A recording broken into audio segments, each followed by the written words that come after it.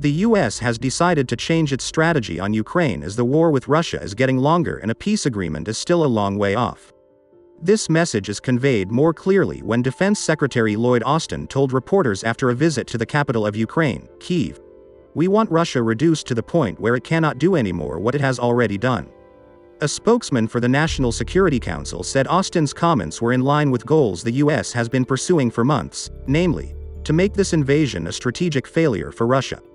There has been a shift in strategy in recent weeks, reflected in a growing tolerance for the increased risk associated with the supply of more advanced Western weapons and confidence that Putin's offensive in Ukraine will not stop if he manages to hold on to Ukraine.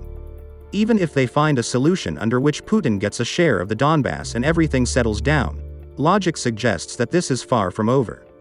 Currently, there is a growing awareness among American and Western officials that Russia needs to inflict such great economic and military damage to stop the aggression on its part forever. US and Western officials explained that, "So it has already lost much of its military capability," Austin said. "And frankly, a lot of his troops. And we don't want them to be able to make up for those losses anytime soon." Administration officials and congressional sources said they believe that continuing military support for Ukraine could lead to major strikes against Russia that would weaken its long-term military capabilities, which would strategically benefit the United States. Officials noted, however, that the US and its allies are wary of rash steps when it comes to punishing Russia, both for the collateral damage it could do to the global economy and because of the risk that Putin would get angry if he was backed into a corner.